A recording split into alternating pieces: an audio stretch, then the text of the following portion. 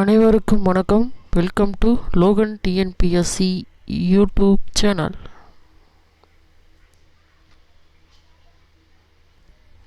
Friends, நாம் இன்னைக்கு இந்த வீடியோவில் 2018ஆம் ஆண்டு நடைபெற்ற குரூப் 2 டிஎன்பிஎஸ்சி குரூப் 2ஓட பொது அறிவு பகுதியில் இருக்கக்கூடிய 100 கேள்விகள்லேருந்து ஒரு 41 கேள்விகள் எடுத்திருக்கேன். அதை தான் நம்ம இந்த வீடியோவில் பார்க்க போகிறோம். ஓகே ஃப்ரெண்ட்ஸ், இப்போ நம்ம ஒவ்வொரு கேள்வியாக பார்க்கலாம், அதுக்கு ஆன்சரையும் பார்க்கலாம். ஃபஸ்ட் கொஸ்டின் பாருங்கள். பின்வரும் எந்த திட்டமானது அடுத்த 3 ஆண்டுகளில் 1 கோடி இளைஞர்களின் திறன் மேம்பாட்டிற்காக உருவாக்கப்பட்டதுன்னு கேட்டிருக்காங்க. பின்வரும் எந்த திட்டமானது அடுத்த 3 ஆண்டுகளில் 1 கோடி இளைஞர்களின் திறன் மேம்பாட்டிற்காக, அதாவது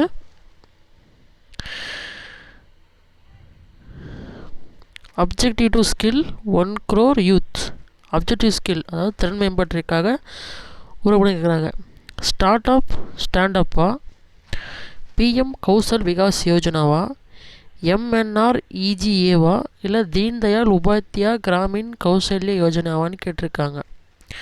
பார்த்தீங்கன்னா பிஎம் கௌசல் விகாஸ் யோஜனா அப்படிங்கக்கூடிய இந்த திட்டம்தான் அடுத்த 2018 கணக்கின்படி அடுத்த 3 ஆண்டுகளில் 1 கோடி இளைஞர்களின் திறன் மேம்பாட்டு, அதாவது ஸ்கில் டெவலப்மெண்ட்டுக்காக உருவாக்கப்பட்ட ஒரு திட்டமாகும். PM Kaushal Vikas Yojana, PM Kaushal Vikas Yojana, PMKVY.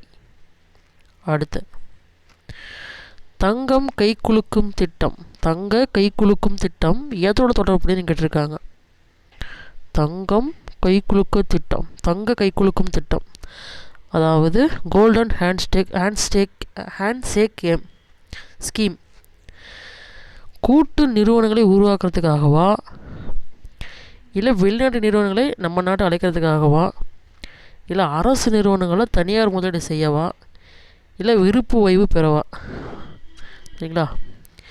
Establishing joint என்டர்பிரைசஸா, இல்லை இன்வைட்டிங் ஃபாரின் கம்பெனிஸா, ப்ரைவேட் இன்வெஸ்ட்மெண்ட் இன் பப்ளிக் என்டர்பிரைசஸா, இல்லை வேல்யூ இன்வெஸ்டரி ரிட்டையர்மெண்ட்டான்னு கேட்டிருக்காங்க.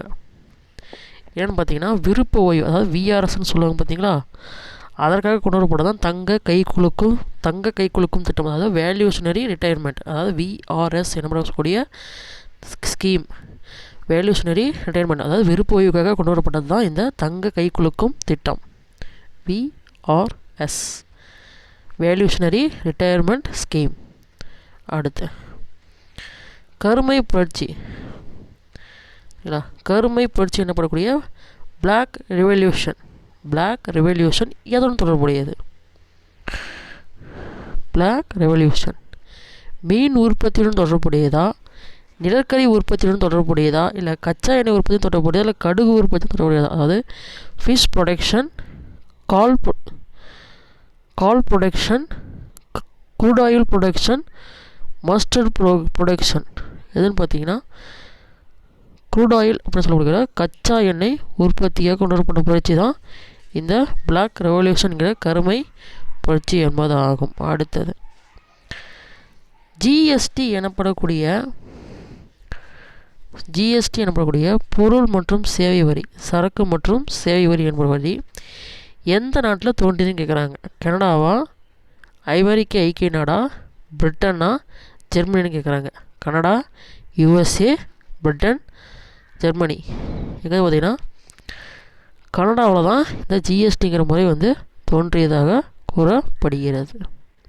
அடுத்து தேசிய ஊரக வேலைவாய்ப்பு திட்டம் எனப்படக்கூடிய என்ஆர்இஜே,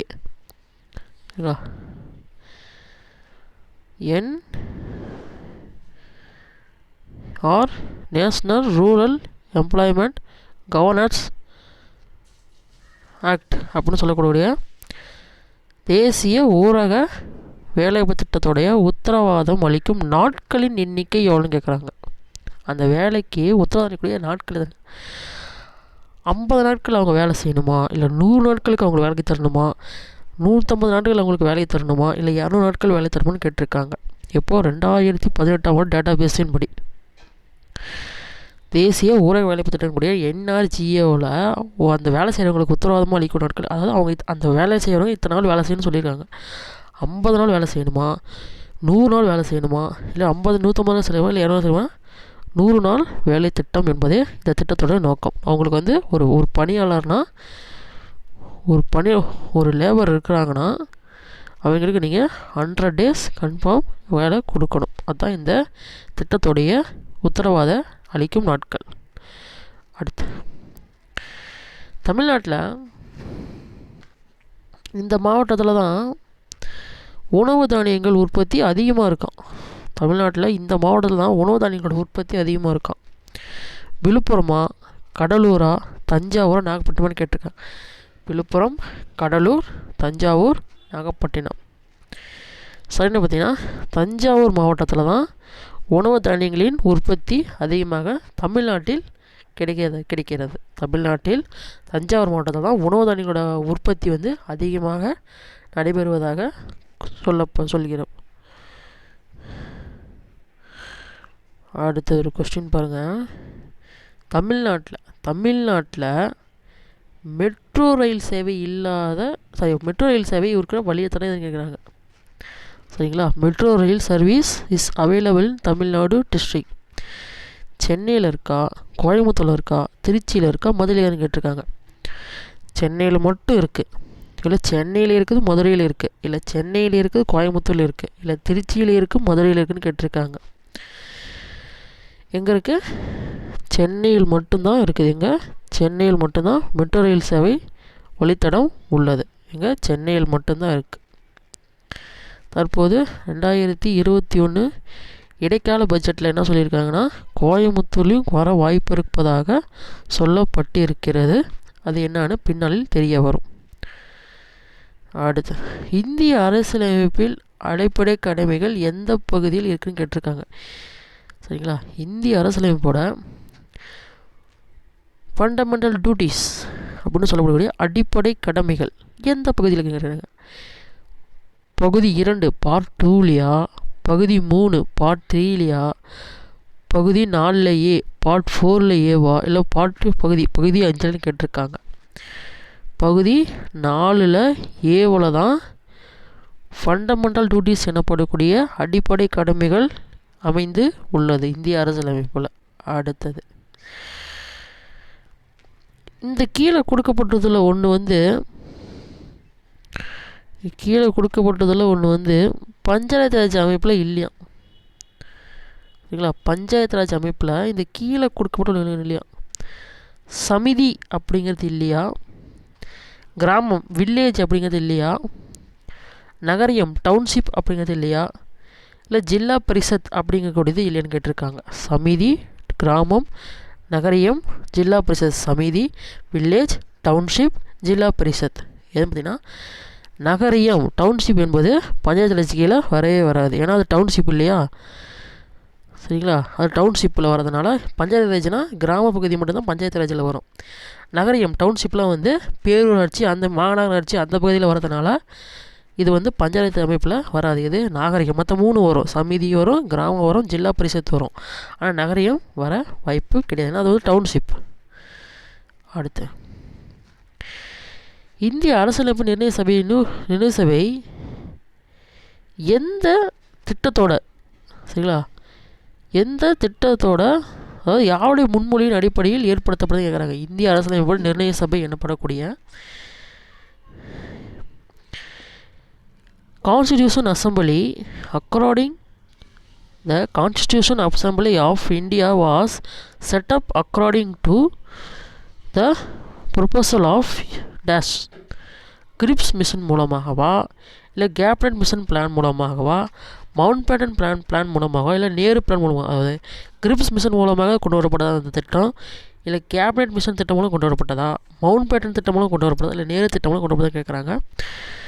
கேபினட் மிஷன் அப்படின்னு சொல்லப்படக்கூடிய கேபினட் மிஷன் திட்டத்தின் மூலமாகத்தான் இந்த அரசியலமைப்பு நிர்ணய சபையோடைய அரசியலமைப்பு நிர்ணய சபையை வந்து இந்த கேபினட் மிஷனோட முன்மொழிவின் அடிப்படையில் தான் ஏற்படுத்தப்பட்டது. அடுத்து, கங்கையாரும் யமுனையாரும் ஒரு இடத்துல சந்திக்குதுங்களாம்.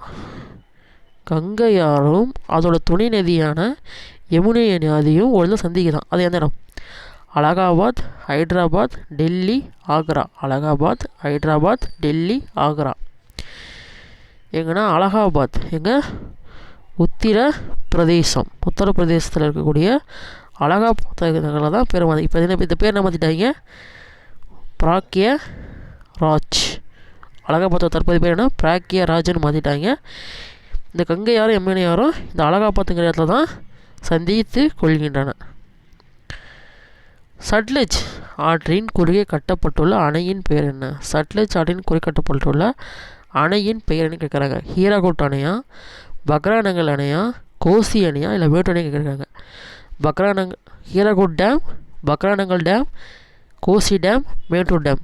என்னென்னு பார்த்தீங்கன்னா பக்ரானங்கல் டேம், அதாவது பக்ரானங்கல் அணை என்ற ஒரு அணை தான் இது சட்லஜ் நதியின் குறுகே கட்டப்பட்டுள்ள ஒரு அணை ஆகும்.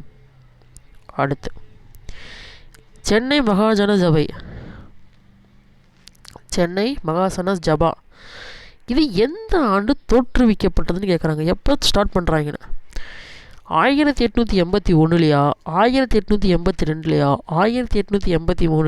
1884 கேட்குறாங்க. எப்போனா 1884ஆம் ஆண்டு தான் சென்னை மகாஜன சபா, அதாவது மெட்ராஸ் மகாஜன சபா என்பது தோற்றுவிக்கப்படுகிறது. அடுத்த கேள்வி, அமிலமலையானது அனைத்து தாவரத்தையும் அழிக்கும் தன்மை உடையது. ஏன்னா அதில் என்ன இருக்குன்னு கேட்குறாங்க.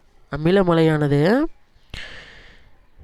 எல்லா தாவரத்தையுமே அழிக்கக்கூடியது. சரிங்களா? அமிலமலை அதில் என்ன இருக்குது? நைட்ரேட் இருக்கா, ஓசோன் இருக்கா, கார்பன் மோனாக்சைடு இருக்கா, இல்லை சல்ஃபியூரிக் அமிலம் கேட்டிருக்காங்க. Nitrate, ozone, carbon monoxide, sulphuric acid. என்ன ஆகுதுன்னா அதில் சல்ஃபியூரிக் ஆசிட் ஏற்படுகிறது. சல்ஃபியூரிக் அமிலங்கிறதுனால தான் அமிலமலை தாவரத்தை அளிக்கும் தன்மை உடையதாக சொல்லப்படுகிறது. அடுத்து, சூழ்நிலையின் ஆற்றலின் முக்கிய ஆதாரம் எதுன்னு கேட்குறாங்க.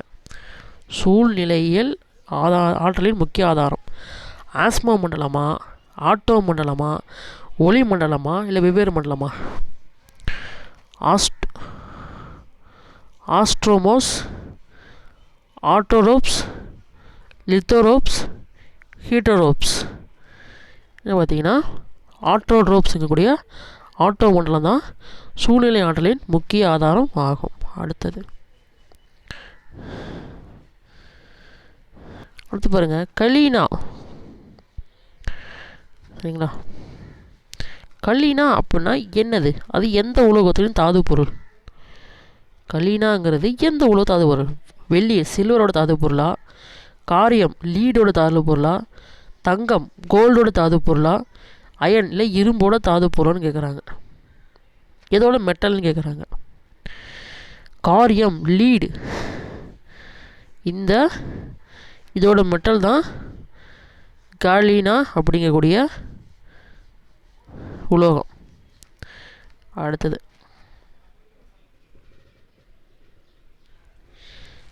கீழே இருக்கிற எந்த கொள்கையின் மூலமாக 5 ஏக்கர் நிலங்களை இயற்கை வேளாண்மைக்கு கொண்டு வரப்படுகிறது? இந்த கொள்கையின் மூலமாக தான் 5 லட்சம் ஏக்கர் நிலங்களை இயற்கை வேளாண்மை திட்டத்தின் கீழ் கொண்டு வராங்களாம். ஷியாமா பிரசாத் முகர்ஜி ரூபன் மிஷனா, இல்லை பிரகாத் கிருஷி விகாஸ் யோஜனாவா, இல்லை பிரதான் மந்திரி கிருஷி சக்ஷா யோஜனாவா, இல்லை பிஎம் பாசல் பீமா யோஜனான்னு கேட்டிருக்காங்க. எதுன்னு பார்த்தீங்கன்னா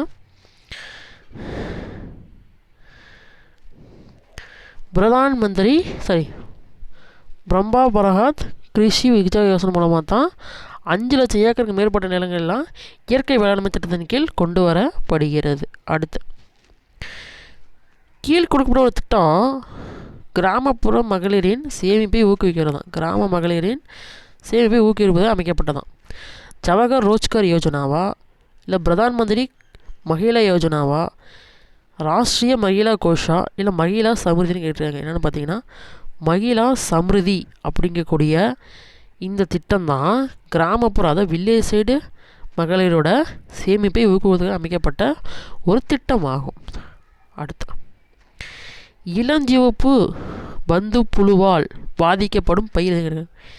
இளஞ்சிவப்பு பந்து புழுவால் பாதிக்கக்கூடிய பயிர் எது? வாழை பாதிக்குதா, கோதுமை பாதிக்குதா, மா பாதிக்குதா, இல்லை பருத்தி பாதிக்குதா கேட்குறாங்க. பனானா, வீட், மேங்கோ, காட்டன். என்னென்னு பார்த்தீங்கன்னா காட்டன் நம்மளோட பருத்தி தான் இந்த இளஞ்சிவப்பு பந்து புழுவால் பாதிக்கப்படும் பயிர் ஆகும். அடுத்து, பிளாக் செயின் அப்படின்னு சொல்லக்கூடிய உலகின் முதல் பிளாக் செயின் பத்திரத்தை அறிமுகப்படுத்திய வங்கின்னு கேட்குறாங்க. இந்தியன் ரிசர்வ் பேங்கா, இந்திய ரிசர்வ் வங்கியா, இல்லை வேர்ல்டு பேங்கா, உலக வங்கியா, ஹாங்காங் பேங்க் ஹாங்காங் வங்கியா, இல்லை ஸ்டேட் பேங்க் ஆஃப் இந்தியா கூடிய இந்திய ஸ்டேட் வங்கின்னு கேட்டிருக்காங்க. என்னென்னு பார்த்தீங்கன்னா உலக வங்கி தான், வேர்ல்டு பேங்க் தான் உலகின் முதல் பிளாக் செயின் பத்திரத்தை அறிமுகப்படுத்திய வங்கி ஆகும். அடுத்து, இந்தியாவோட முதல் உயிரி எரிபொருள், இந்தியாவோட முதல் உயிரி எரிபொருள் விமானம் என்னன்னா பயோஃபியல். சரிங்களா, பயோஃபியல் ஃப்ளைட்டு எந்த நகரங்களுக்கு இடையே ஏற்படுது? இப்போ 2018 டேட்டா பேஸின் படி டேராடூன் டெல்லிக்கு இடையிலையா, இல்லை டேராடூன் மும்பைக்கு இடையிலையா, டேராடூன் கொல்கத்தாவுக்கு இடையிலையா, இல்லை டேராடூன் சென்னைக்கு இடையில பார்த்தா டேராடூனுக்கும் டெல்லிக்கு இடையில தான் இந்த இந்தியாவின் முதல் பயோஃபியூல் அப்படிங்கிற உயிரி எரிபொருள் விமானம் இயக்கப்பட்டது. இந்தியாவில் மிகப்பெரிய பொதுத்துறை நிறுவனம் எதுன்னு கேட்டிருக்காங்க. இந்தியாவிலேயே மிகப்பெரிய பொதுத்துறை நிறுவனம் எதுன்னு கேட்டிருக்காங்க. பிஎஸ்என்எல் தொலைத்தொடர்பு நிறுவனமா, இந்தியன் போஸ்ட் அதாவது இந்திய அஞ்சல் துறையா, இந்தியன் ரயில்வேஸ் இந்திய ரயில்வே துறையா, இல்லை எண்ணெய் எரிவு நிறுவனமா, அதாவது ஆயில் அண்ட் நேச்சுரல் கேஸ் கமிஷனான்னு கேட்டால் இந்தியன் ரயில்வேஸ் இந்திய ரயில்வே துறை தான் இந்தியாவில் மிகப்பெரிய பொதுத்துறை, அதாவது கவர்மெண்ட் மிகப்பெரிய பொதுத்துறை நிறுவனம் ஆகும். சரிங்களா, இந்திய ரயில்வே தான் இந்தியாவிலேயே மிகப்பெரிய பொதுத்துறை நிறுவனம் ஆகும். அடுத்து, இந்திய தொழில்நிதி கழகம் எனப்படக்கூடிய கழகமானது எப்போ ஏற்படுதுன்னு கேட்குறாங்க. இந்திய தொழில் கழகம் எப்போ ஏற்படுறாங்க?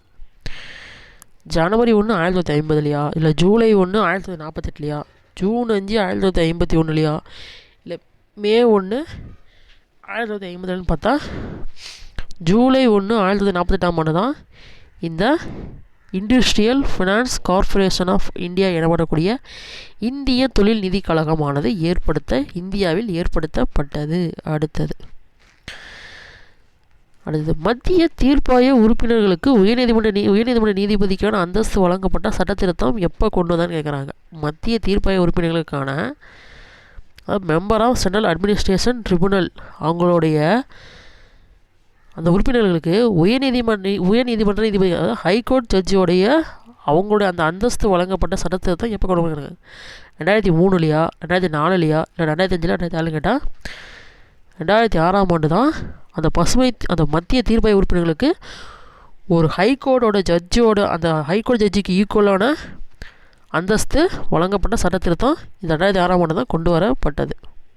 அடுத்தது, பிரதான் மந்திரி கிராம சடக் யோஜனா இது எதுக்கு கொண்டு வந்தாங்க? அனைவருக்கும் அனைத்து பருவ காலங்களுக்கும் சாலை வசதி அமைக்கவா, இல்லை தொலைத்தொடர்பு வசதிகளை அனைத்து பருவ காலங்களுக்கும் ஏற்படுத்தவா, இல்லை அனைத்து பருவ காலங்களிலும் உணவு பாதுகாப்பு செய்கிறதுக்கா, இல்லை எல்லோருக்கும் கல்வி சேமித்த செய்வா? Provide all weather road connectivity, provide all weather to telecommunication connectivity, provide food security in all sessions, provide education to all the பீப்புள்னு பார்த்தீங்கன்னா அனைவருக்கும் அனைத்து பருவ காலங்களுக்கும் சாலை வசதி அமைத்து தரதுக்காக கொண்டு வரப்பட்டது இந்த திட்டம் பிரதான் மந்திரி கிராம சடக் யோஜனா. பிரதான் மந்திரி கிராம சடக் யோஜனா என்பது அனைவருக்கும் அனைத்து பருவ காலங்களுக்கும் சாலை வசதி, அதாவது provide all weather road connectivity, இதை கொண்டு வரப்பட்டது இந்த பிரதான் மந்திரி கிராம சடக் யோஜனாங்கிறது. அடுத்து, பொதுப்பட்டியல் இந்த கருத்து எங்கேருந்து வாங்குறான்னு கேட்குறாங்க. பொதுப்பட்டியல் அதாவது கன்கரண்ட் லிஸ்ட் இங்கிலாந்துடைய கான்ஸ்டியூஷன்லேருந்து வாங்கப்படுது, பிரிட்டிஷ் கான்ஸ்டியூஷன்லேருந்து வாங்கப்பட்டதா, அதாவது இங்கிலாந்து அரசியலமைப்பிலிருந்து வாங்கப்பட்டதா, கனடா அரசியலமைப்பிலிருந்து வாங்கப்பட்டதா, அயர்லாந்து அரசியலமைப்பிலிருந்து வாங்கப்பட்டதா, இல்லை ஆஸ்திரேலிய அரசியலமைப்பிலிருந்து வாங்கப்பட்டதுன்னு கேட்குறாங்க இந்த பொதுப்பட்டியல் எனும் கருத்து.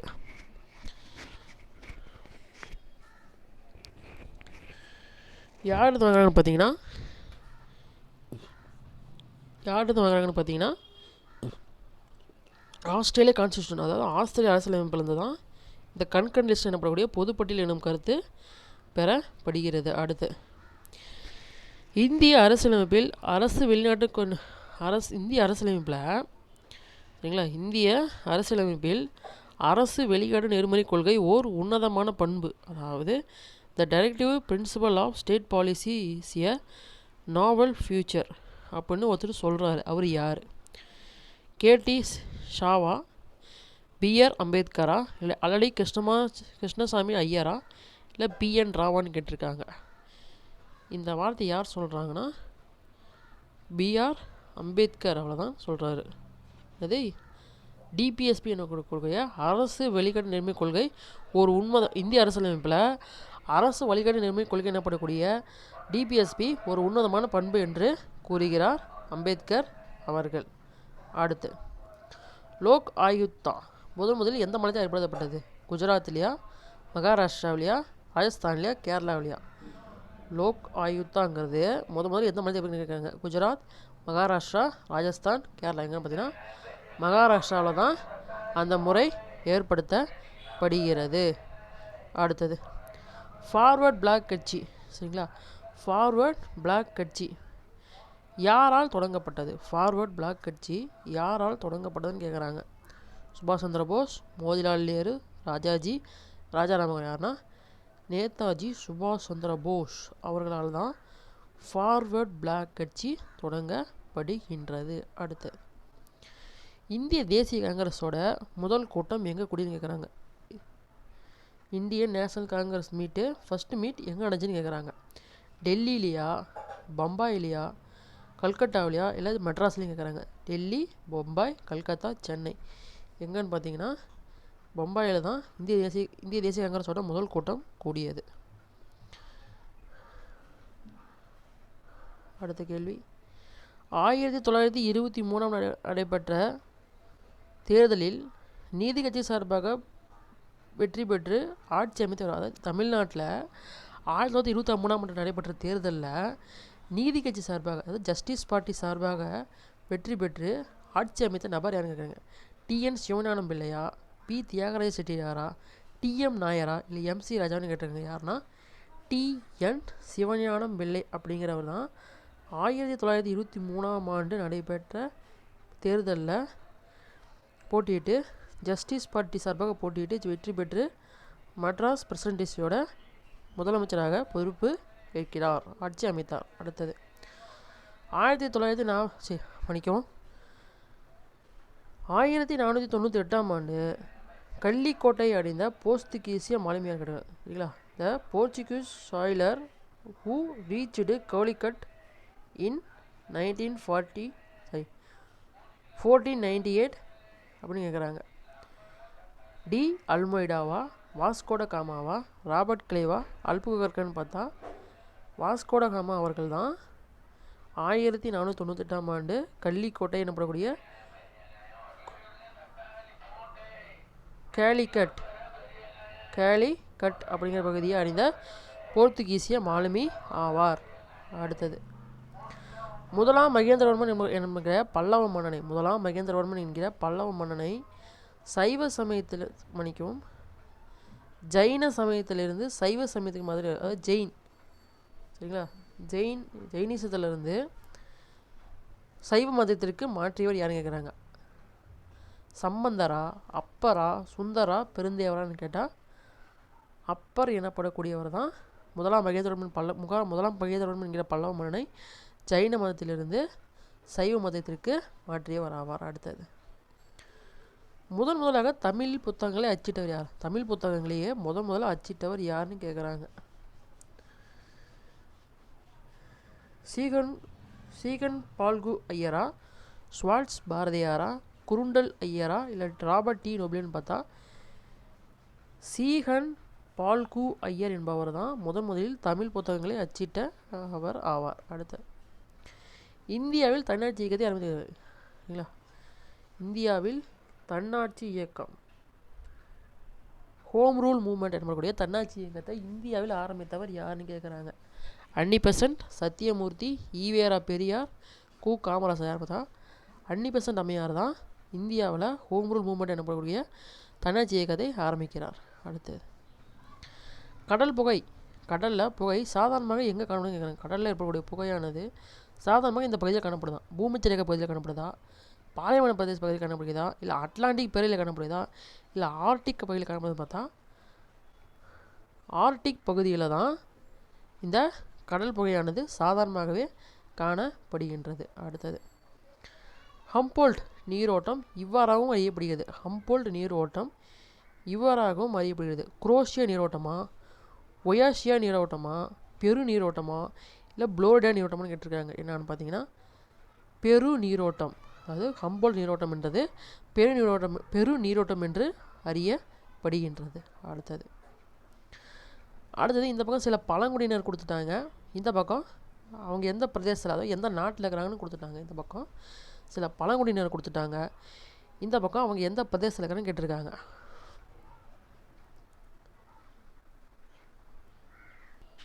அதுபடி பார்த்தீங்கன்னா இந்த பக்கம் பழங்குடியினர் கொடுத்துட்டாங்க. என்னது மசாய், சாமி, கலிங்கா, புதர் மனிதர்கள். இந்த பக்கம் அங்கோலா, கென்யா, பிலிப்பைன், சைபீரியா. இப்போ இவங்களை நம்ம மேட்ச் பண்ணலாம். மசாய் இந்த பழங்குடியினர் மக்கள் எங்கே இருக்காங்கன்னா கென்யாவில் இருக்காங்களாம். அப்போது இதுக்கு 2. மசாய் இன மக்கள் எங்கே இருக்காங்க, கென்யாவில் இருக்கிறாங்களாம். ஷமி அப்படிங்கக்கூடிய பழங்குடியின மக்கள் எங்கே இருக்காங்கன்னா சைபீரியாவில் இருக்காங்களாம். இங்கே சைபீரியாவில் இருக்காங்களாம். கலிங்கா அப்படிங்கக்கூடிய மக்கள் எங்கே இருக்காங்கன்னா பிலிப்பைன்ஸில் இருக்காங்களாம். இப்போ புதர் மனிதர்கள் எங்கே இருக்காங்க, அங்கோலா அப்படின்னு நாட்டில் இருக்காங்க. அப்போ விடை வந்து 2, 4, 3, 1.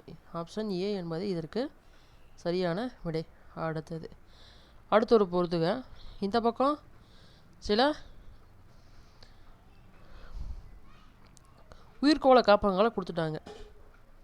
சரிங்களா, உயிர்கோள காப்பகங்கள் கொடுத்துட்டாங்க. அது எந்த மாநிலத்துக்குன்னு கேட்டிருக்காங்க. இந்தியாவில் ரத்தன்பூர், மானஸ், நாகார்ஜுனா சாகர், பாலமலை, இந்திராவதி.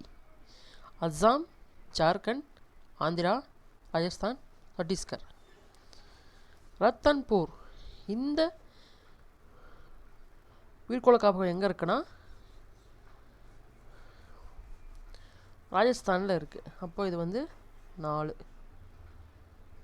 மானஸ் இது எங்கே இருக்குன்னா அஸ்ஸாம். அப்போ 1.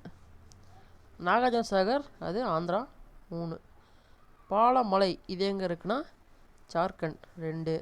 அப்போ இந்திராவதி எங்கே இருக்குன்னா சத்தீஸ்கரில் தான் இருக்குது. அப்போ இதுக்கு 5. அப்போ விட 4, 1, 2, 3, 2, 5 என்பது ஆப்ஷன் ஏ தான் இதுக்கு சரி. ரத்தன்பூர் எங்கே இருக்குது, ராஜஸ்தான் மாநிலத்தில் இருக்குது.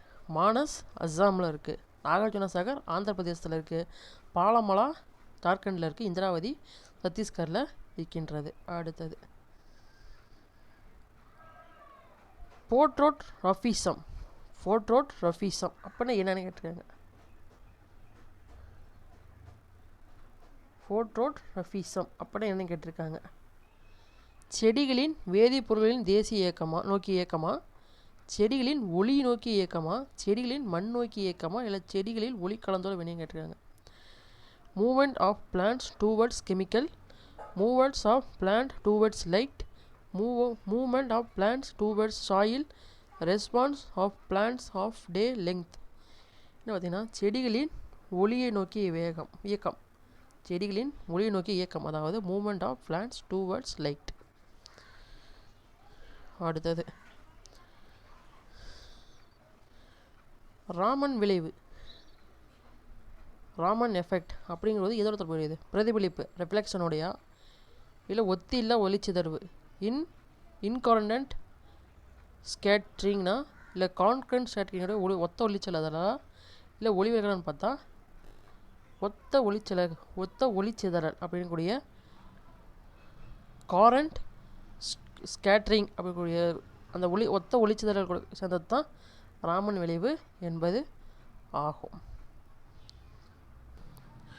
ஓகே ஃப்ரெண்ட்ஸ், இன்றைக்கி நம்ம எடுத்த ஒரு 41 கேள்விகள் இதோட முடியுது. So thank you. நீங்கள் நம்ம சேனலுக்கு புதுசுனா மறக்காமல் நம்ம சேனல் சப்ஸ்கிரைப் பண்ணிக்கோங்க. உங்களுக்கு இது வீடியோ வேணும் சப்ஸ்கிரைப் பக்கத்தில் இருக்கிற பெல் பட்டனையும் ப்ரெஸ் பண்ணிக்கோங்க. இந்த வீடியோ பிடிச்சிருந்தா நீங்களும் பாருங்கள், லைக் பண்ணுங்கள், கமெண்ட் பண்ணுங்கள், உங்கள் ஃப்ரெண்ட்ஸ் சர்க்கிளுக்கும் ஷேர் பண்ணுங்கள் ஃப்ரெண்ட்ஸ். ஓகே ஃப்ரெண்ட்ஸ், நம்ம அடுத்த ஒரு வீடியோவில் சந்திக்கலாம். நன்றி, வணக்கம்.